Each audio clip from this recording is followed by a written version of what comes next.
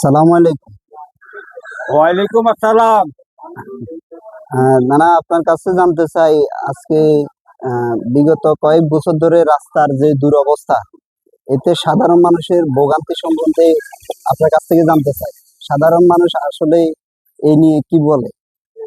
সাধারণ মানুষ তো সবসময় বলতেছে রাস্তার কন্ডিশন খারাপ, গাড়ি ঘোড়া চালাতে পারতেছে না। কতদূর দূরে যাইলে বড় করাদের গাড়ি পাশ হয়ে চলে যায়, যাত্রী বড় করাদের অ্যাক্সিডেন্ট হয়। এটা ছাড়া তার যাত্রী কি বলবে?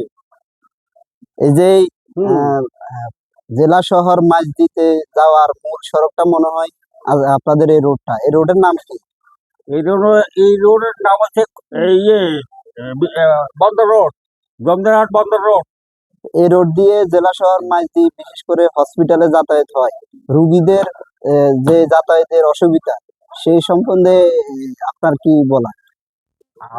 আমাদের বলাই আছে এটাই যে রোগী যেখানে 1 ঘন্টা আগে যায় পৌঁছে সদর হাসপাতালে, সেখানে 3 ঘন্টা পরে পৌঁছে। হয়তো অনেক রোগী মনে করে পথে অ্যাক্সিডেন্ট হয়ে যায়।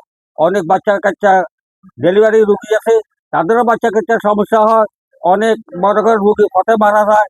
কিন্তু রোডের কন্ডিশনে, রোডের অবস্থা ভীষণ খারাপ, যেটা বলার মতো না।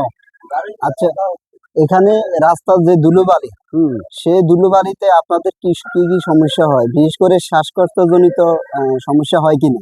আমরা দোকান বাড়ি করি, এই ডুলিবাড়িতে মনে করেন যে মানুষের শ্বাসকষ্টের ক্ষতি হয়, এবং দোকানে মানুষের মাংসা মারা যেগুলা তোলে এইগুলা বড় দূষিত হয়ে যায়।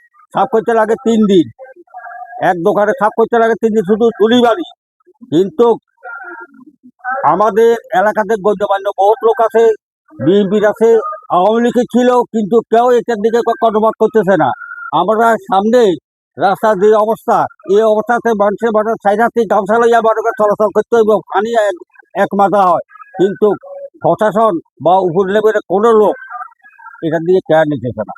এখন বর্তমান নতুন সরকার এবং নতুন এমপিদের কাছে আপনার কি প্রত্যাশা এই রাস্তা নিয়ে বা এই রাস্তা নিয়ে আমরা যখন ওনারা আমাদেরকে বলেছিল যে যাক আমাদের জয়যুক্ত করে দিন, আমরা রাস্তার কন্ডিশন খুব ভালো করে দিব, এখন দেখতেছে ওনারা মনে করেন কষ্টকর মতো ঘুম দেখতেছে, কিন্তু মানুষের দিকে দেখতেছে না। এখন সামনে কি করবে না করবে আমরা তা জানি না।